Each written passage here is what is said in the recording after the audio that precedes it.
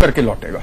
तो सीधे चले हम छत्तीसगढ़। हमने अमन पवार की तो बात सुन ली जी, उनको वो ये बता जवाब रहे भी हैं देंगे इस बात का, और श्वेता सालनी जो कि बीजेपी की प्रवक्ता है वो भी जवाब देंगी। लेकिन उससे पहले हम चलते हैं छत्तीसगढ़, क्योंकि वहां बस्तर के चुनाव हो रहे हैं और हमारे सहयोगी भी हैं। कहां पर है सहयोगी हमारे? आचर संजय शेखर है, ये हमारे साथ दंतेवाड़ा से जुड़ रहे हैं। संजय, आपसे यही जानना चाहेंगे, चुनाव से एन 48 घंटे पहले इतना बड़ा माओवादी हमला हुआ था, इस वक्त जनता किस जोर शोर से पार्टिसिपेट कर रही है इलेक्शंस में? अभी तक कितनी वोटिंग हुई है, जनता का क्या मूड है, हमें बताएं। और कुछ लोग आपके आसपास हो तो बात भी करें। जी निश्चित तौर पर देखिए, अगर अभी तक की जो तस्वीरें पूरे बस्तर से लोकसभा क्षेत्र से निकल करके आई है उस पे अगर बात करें तो कहीं न कहीं बंदूक तंत्र पर लोकतंत्र भारी प्रतीत हो रहा है। जहां पर नक्सली हमला हुआ था श्यामगिरी में, वहां पर भी काफी बड़ी संख्या में लोग निकल करके घरों से सामने आए हैं और लोकतंत्र के इस महापर्व में अपनी भागीदारी सुनिश्चित कर रहे हैं। जहां तक आपने कहा कि कितना वोट परसेंटेज हुआ है, तो जो इलेक्शन कमीशन के आंकड़े हैं उसके अनुसार सुबह 9 बजे तक पूरे बस्तर लोकसभा क्षेत्र में 10.2% मतदान की ऑफिशियल खबर है। हमारे कैमरामैन आपको दिखाएंगे। मैं अभी दंतेवाड़ा जिले के एक मतदान केंद्र पर मौजूद हूं। गीदम के अंतर्गत ये हारम मतदान केंद्र है और यहां पर बड़ी संख्या में लोग जो है वो आकर के यहां कतारों में खड़े हैं और अपनी बारी का इंतजार कर रहे हैं और आकर के अपने मताधिकार का प्रयोग करेंगे। लगातार हमारे कैमरामैन आपको दिखाएंगे, काफी लंबी कतारें हैं और काफी बड़ी संख्या में लोग यहां पर, महिलाएं भी काफी बड़ी संख्या में यहां पर आई है अपने मताधिकार का प्रयोग करने के लिए। हम इनसे बातचीत भी करना चाहेंगे। मैडम, आप अपने मताधिकार का प्रयोग करने आई हैं, क्या सोच करके आई हैं, क्या आप चाहती हैं? क्योंकि हमारा देश का विकास हो और अच्छे मतों से मतदान हो, और हमें चाहते हैं कि हमारे जनता यहाँ पे अच्छे से रहे, मने निडर होके रहे जी, किसी से ना डरे जी, और अपना मत का अधिकार अपना स्वयं चुने जी। यहाँ पर किसी तरह का दहशत है? नहीं, कोई दहशत नहीं है, कोई दहशत नहीं। तो कोई दहशत नहीं है। तमाम लोग, हमारे कैमरामैन आपको दिखाएंगे, यहाँ पर आकर के बैठे हुए हैं और अपनी बारी का इंतजार कर रहे हैं। पूरे कम से कम अभी हम अंदर अंदरूनी इलाकों में भी घूम करके आए हैं, वहां पर भी इसी तरह की तस्वीर देखने को मिल रही है। मैडम, आप आई हैं यहाँ वोट करने, क्या सोच करके वोट करने आई हैं? सर, मैं यहाँ वोट करने आई हूँ कि अच्छी सरकार बने, और मैं एक आंगनवाड़ी कार्यकर्ता हूँ, इसलिए हमको जो काम दिया जाता है बहुत ज्यादा है, उसके अतिरिक्त हमारा मानदेय बहुत कम है। हम चाहते हैं अच्छी सरकार आए और हमारे मानदेय में थोड़ा सा ध्यान दे जी।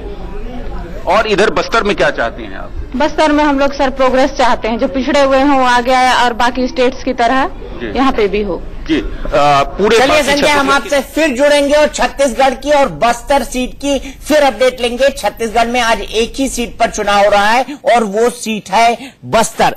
फिलहाल हम लेंगे एक ब्रेक और ब्रेक के बाद आपको मिलवाएंगे उन दो चेहरों से जिन पर इन चुनाव में सभी की नजर लगी होगी। वो चेहरे हैं नितिन गडकरी और असदुद्दीन ओवैसी। दोनों ने अपना वोट डाल दिया है। वोट डालने के बाद उन्होंने क्या कहा है, देखेंगे ये ब्रेक के बाद। नमो फूड के पैकेट।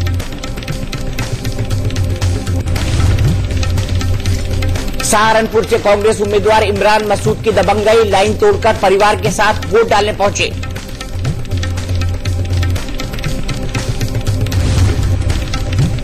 आज रायबरेली सीट से पर्चा दाखिल करेंगी सोनिया गांधी। राहुल, प्रियंका समेत कांग्रेस के दिग्गज नेता रहेंगे मौजूद। वहीं अमेठी से बीजेपी की स्मृति ईरानी अपना नामांकन करेंगी दाखिल।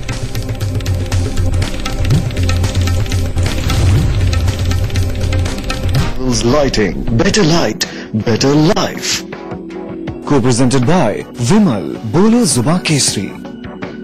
Co-powered by JK Lakshmi Cement. India, अब सोच करो बुलंद। Associate sponsor Rupa Frontline, ये आराम का मामला है, और Asian Paints Ultima Protect, lamination वाला एक्सटीरियर पेंट। सहारनपुर से कांग्रेस उम्मीदवार इमरान मसूद पर गंभीर आरोप लगा है। उन पर आरोप लगा है कि उन्होंने लाइन तोड़कर वोट डाला। उनके साथ उनके परिवार के लोग भी कतार तोड़कर घुसे थे। आइए आपको तस्वीरें दिखाते हैं सहारनपुर के उस गांव की जो इमरान मसूद का पैतृक गांव है। यहां पर इमरान मसूद अपने पूरे परिवार के साथ पहुंचे।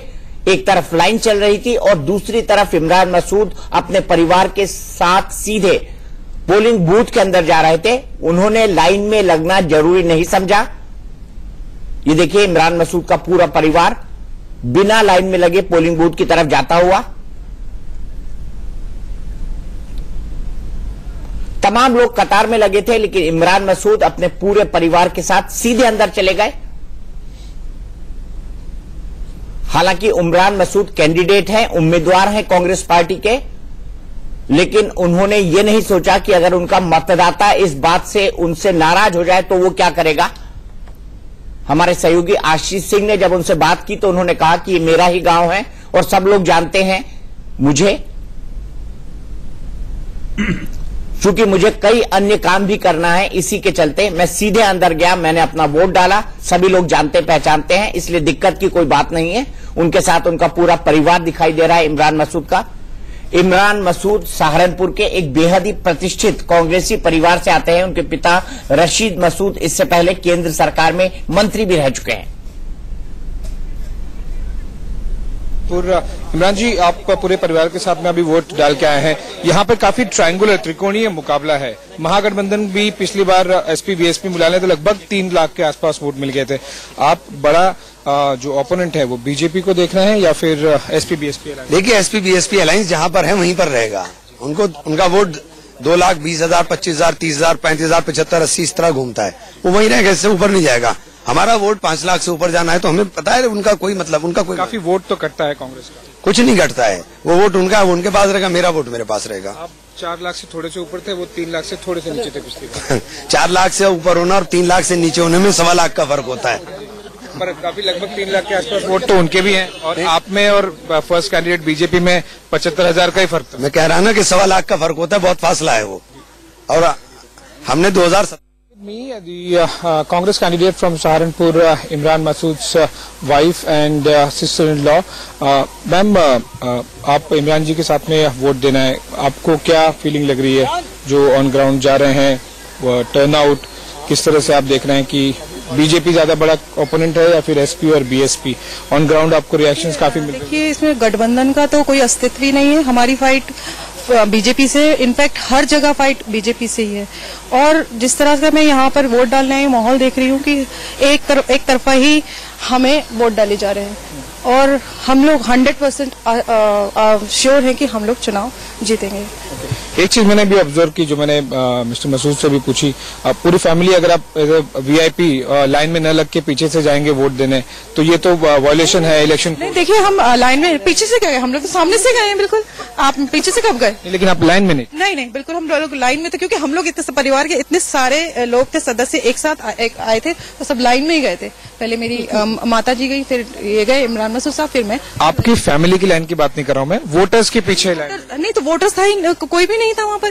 वोटर्स पहले भी थे? नहीं, एक महिला खड़ी थी, उसके पीछे हम लोग थे। वो पहले वो अंदर गई, उसके बाद हम गए। पर मिस्टर मसूद तो विदाउट लाइन के गए, एटलीस्ट 25 मेल वोटर्स तो लाइन में। नहीं, एक्चुअली उनको देखिए वो फील्ड में भी जाना था, इसलिए वो गए। That's not correct. As per election commission. नहीं, लेकिन ऐसा नहीं है कि वो उनको यहाँ पे मतलब सम्मान के तहत भी, और इसलिए उनको आगे जाने दिया वोटर्स ने कि ताकि उनको फील्ड में जाने दे, क्योंकि मतलब ऐसा नहीं है कि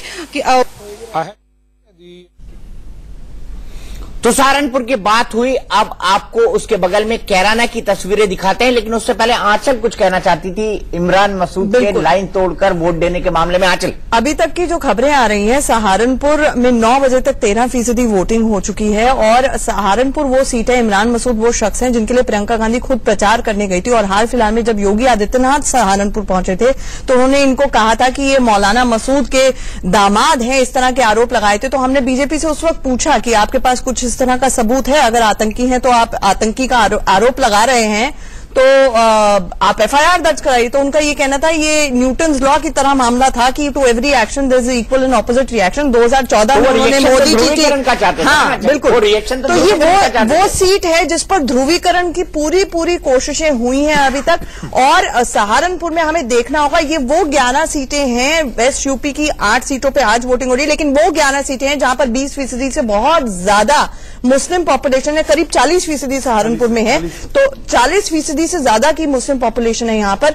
तो यहाँ पर वोटिंग पैटर्न बहुत हद तक किस तरह का रहने वाला है और क्या वो एक बीजेपी की ये सीट जीत रही थी, तो जीती थी 2014 में, क्या होगा ये देखना होगा। आपको ये भी नहीं भूलना चाहिए कि सहारनपुर में ही देवबंद आता है, और जब मायावती महागठबंधन की पहली रैली करने के लिए देवबंद पहुंची थी तो वहां पर उन्होंने खुले तौर पर कहा था कि मुसलमान महागठबंधन के लिए वोट करे, जिसको मुद्दा भी बनाया गया था। और जिसके बाद जो योगी आदित्यनाथ है उन्होंने ये बयान दिया था कि उनके पास अली है तो हमारे पास बजरंग बली। और ये पहली बार अखिलेश यादव की रैली थी जब खुलकर उन्होंने कांग्रेस के खिलाफ बोला था। इससे पहले वो मैं उसको इतना महत्व नहीं देता, लेकिन महत्वपूर्ण ये है कि मायावती ने खुलकर कहा था कि मुसलमान हमें वोट करे देवबंद से, क्योंकि वो जानती हैं कि अगर कांग्रेस और महागठबंधन के बीच मुसलमान वोट बढ़ जाते हैं तो महागठबंधन का बहुत जबरदस्त नुकसान हो सकता है। कैराना भी आज पोलिंग में है और पोलिंग चल रही है कैराना के अंदर। वहीं पर हमारे सहयोगी अजीत ने जायजा लिया एक पोलिंग स्टेशन का। लोकसभा के पहले चरण का मतदान शुरू हो चला है। इस समय हम कैराना लोकसभा के क्षेत्र में मौजूद हैं। आप देखेंगे कैराना का वो इलाका जहां पर तमाम जो है लोग अपने वोटिंग राइट्स को यानी बटन दबाने के लिए सुबह से ही लाइन लगा खड़े हो चुके हैं। अंदर की तरफ जो है वो प्रक्रिया शुरू हो चुकी है, वोटिंग अब शुरू हो चुकी है और लगातार यहां पर तमाम आप देखेंगे यहां से वहां तक लाइनें लग चुकी हैं वोट अपना डालने के लिए। क्योंकि अगर बात करें कैराना लोकसभा की तो सबसे अधिक जो है यहां पर मुस्लिम मतदाता हैं और यही आंकड़ा बना भी सकते हैं और बिगाड़ भी सकते हैं। लेकिन अगर कुल मतदाता की बात करें तो तकरीबन यहां पे जो कुल मतदाता है वो 16,48,434 है, जिसमें पुरुषों की संख्या 8,87,958 है। साथ में महिलाओं की संख्या जो है 7,56,423 है। और टोटल जो बूथ अगर बात करें हम तो 1823 यहां इस लोकसभा में 1823 टोटल बूथ है। इससे पहले अगर बात करें हम तो 2014 में मोदी की लहर में हुकुम सिंह ने यहां पे बीजेपी से बाजी मारी थी, लेकिन 4 साल के बाद निधन होने के बाद से अगर हम कहें तो उनके बाद यहां पर गठबंधन की सरकार में चुनकर आई तबस्सुम हसन ने बाजी मारी थी। तबस्सुम हसन इससे पहले भी यहां की सांसद रह चुकी हैं और इस बार फिर वो मैदान में है, चुनावी मैदान में, और इस बार भी गठबंधन में है। समाजवादी पार्टी से वो लड़ रही है, लेकिन समाजवादी पार्टी का सपोर्ट यहां बहुजन समाजवादी पार्टी और आईएलडी कर रही है। अब देखना दिलचस्प होगा कि कांग्रेस के जो उम्मीदवार हैं वो वोट काटने या कितना जोड़ पाते हैं, क्या तबस्सुम की जीत हो पाती है या फिर बीजेपी से यहां पर बाजी मारते हैं। देखना दिलचस्प होगा कि त्रिकोणीय मामला है और इस त्रिकोणीय मामले में जीत किसकी होती है फैसला अब जब काउंटिंग होगी उस समय पता चलेगा। लेकिन फिलहाल यहां पर स्थिति यह है कि लोग सुबह से ही मतदान करने के लिए अपने घरों से निकल चुके हैं, लंबी लाइनों में खड़े हैं। वो चाहते हैं कि आज के इस मतदान से उनके उस लोकसभा प्रत्याशी का फैसला होगा जो 5 साल उनके बीच रहकर काम करेगा और उनका साथ देगा। Ajit Srivastava, India news, Kairana. और आइए आपको लिए चलते हैं हमारे सहयोगी अभिषेक शर्मा के पास। उन्होंने बात की है केंद्रीय मंत्री नितिन गडकरी से, जिन्होंने आज नागपुर में अपना वोट डाला और जो चुनाव मैदान में नागपुर से खड़े हैं नाना पटोले के खिलाफ। नितिन गडकरी वोट डालने के बाद अब बाहर आ चुके हैं। देख रहे हैं गडकरी अपने पूरे परिवार के साथ, उनके साथ में पत्नी है और परिवार के साथ इस वक्त देख रहे हैं वोट डालकर वह बाहर आ चुके हैं। और यहाँ पर अब तमाम जो है वह जो चुनाव डालने के बाद जो निशानी होती है किस तरीके से जो इंक जो होता है जो उंगली दिखाते हैं वह इस वक्त आप देख रहे हैं नितिन गडकरी जी के हाथ में इंक है, यानी वह अब वोट डाल चुके हैं। साथ में उनकी पत्नी जी हैं वह भी वोट डाल चुके हैं और उनका पूरा परिवार, अन्य और परिवार जो है बहू है, बेटे हैं, वह भी साथ में वोट डाले हैं। और वोट डालने के बाद वह अब जो महल, जो नागपुर का जो महल इलाका है, जो संघ कार्यालय है, ठीक कुछ ही चंद कदमों की दूरी पर और यहाँ पर वह आकर वोट डाल रहे हैं। और चूंकि जो वह नगर पहले जो रहा करते थे वह राम इसी एरिया में रहा करते थे, लेकिन अब जो है वह रामनगर एरिया में रहा करते हैं, वहां से यहाँ वोट डालने के लिए आए हैं। और इस वक्त देख रहे हैं कि किस तरीके से नितिन गडकरी जी देख रहे पूरे परिवार, उनके पूरे परिवार है, उनके परिवार साथ यहाँ पर वोट डालने आए हैं।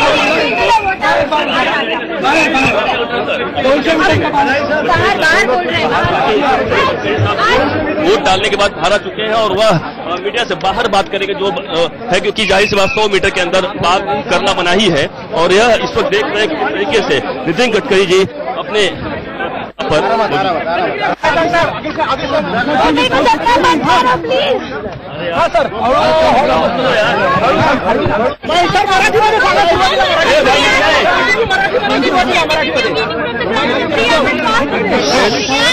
शांत रहेंगे तो मैं बोल पाऊंगा।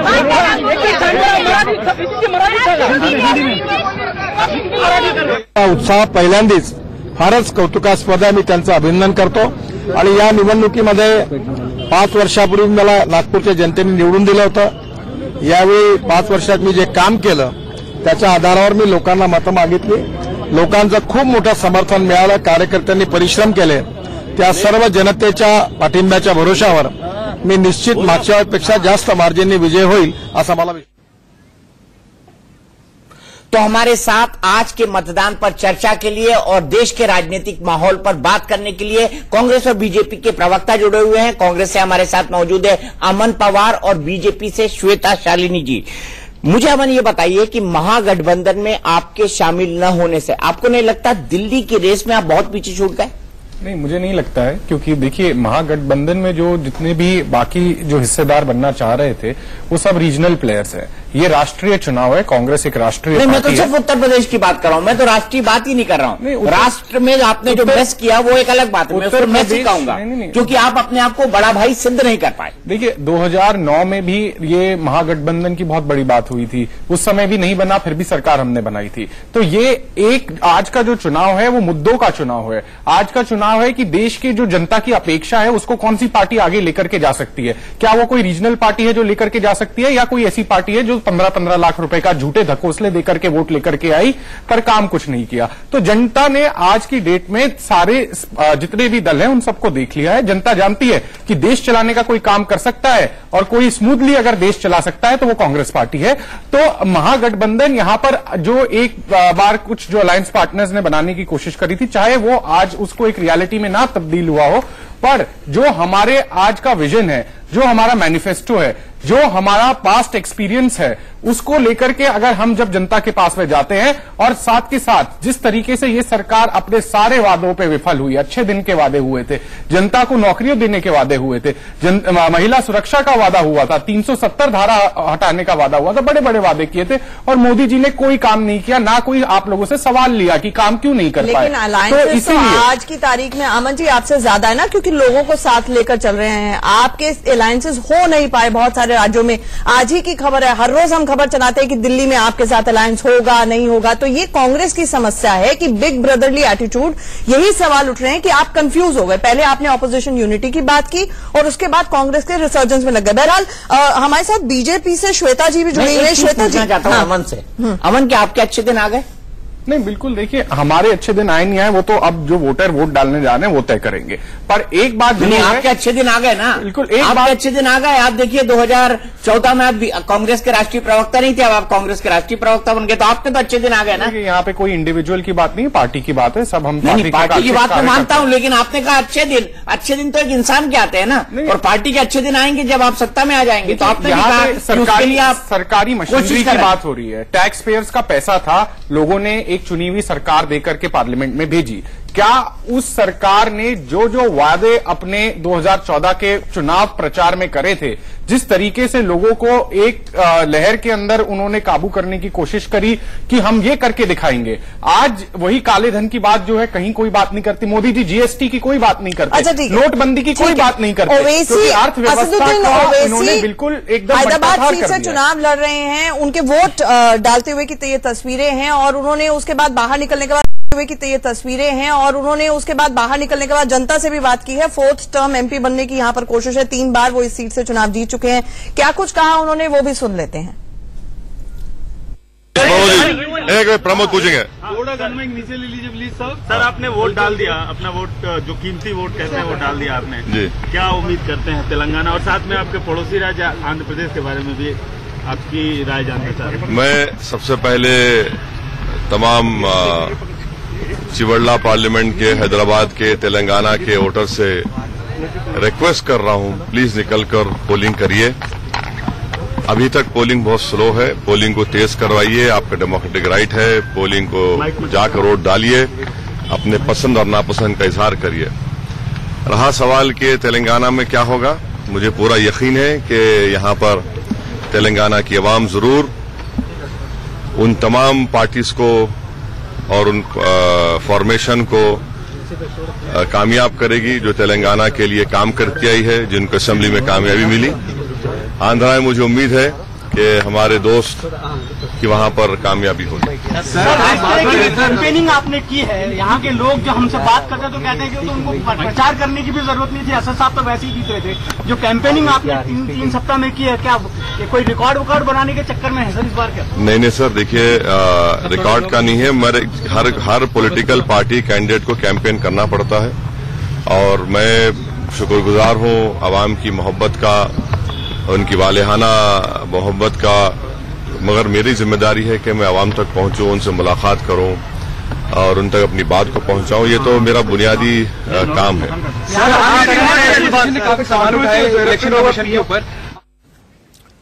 और सीधे चलते हैं श्वेता शालिनी के पास, जो कि बीजेपी की स्पोक्स पर्सन है, हमारे साथ मुंबई से जुड़ी हुई है। श्वेता, 3 मुद्दों की अगर हम बात करें तो 2014 में 3 मुद्दे सुनाई दिए थे, अच्छे दिन, रोजगार और भ्रष्टाचार के खिलाफ मुहिम। 2019 में ये तीनों मुद्दे गायब हैं।